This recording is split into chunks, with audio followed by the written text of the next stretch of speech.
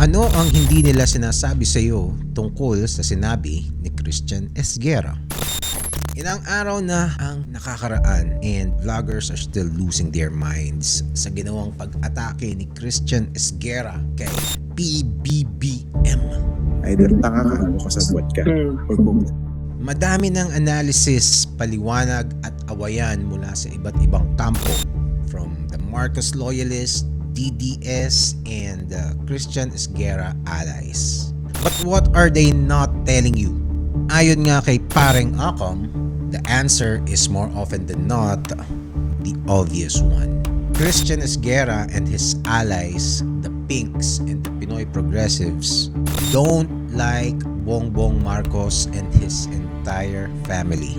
And he is sick of pretending to be allies with them just to remove Sara Duterte from her office and make sure na hindi siya magiging presidente sa 2028. Personally, okay sa akin yan. Hindi ko din gusto ang mga Duterte. I think they're crooked liars and we desperately need a new kind of leader. Esguerra is a true Gen X. Lumaki siya na may kaparehong mindset sa akin, a millennial sa paniniwala na demonyo ang mga Marcos. Sa ayaw at sa gusto ng mga loyalista, ganyan ang pananaw ng milyon-milyong mga Pilipino na lumaban sa Marcos Duterte Unity Team noong 2022. Visit pa rin sila sa mga Marcos pero tinanggap nila sa ngayon ang opportunity na makipagtulungan sa administration dahil mas galit sila sa mga Duterte. But BBM and his supporters have got to be stupid if they think natanggap na nila si Marcos bilang presidente at kakampihin nyo bigla yung mga isinusumpa si Marcos at ang buong pamilya niya noong huling eleksyon.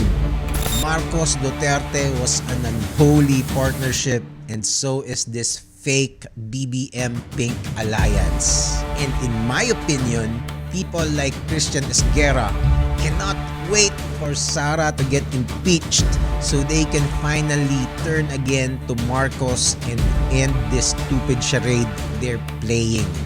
Esguerra saying na tanga o kasabwat si BBM was a mask slip moment. Lalo na that they feel na nananalo na sila sa impeachment proceedings. You can't even call it a marriage of convenience. It's more of a cheap one-night stand that will be finished once the climax is over.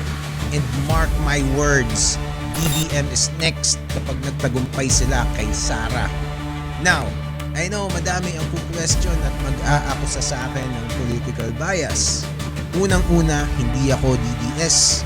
I hate that the Dutertes eroded our Filipino values of life, human rights, and justice. Pero ayoko rin sa mga pink because that movement is filled with woke lunatics who will drag our country to deeper pits of hell. At lalong hindi din ako makamarcos because what the hell are they even? I craft my own perspective mixing native Filipino wisdom with philosophies from all over the world. I don't subscribe to silly Pinoy identity politics. I think for myself.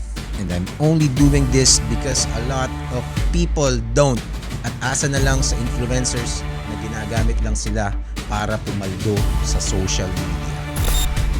Ito si Comics Man. Tara, samahan ninyo akong mag-isip sa mga susunod kong videos para malaman ang mga bagay tulad ng kung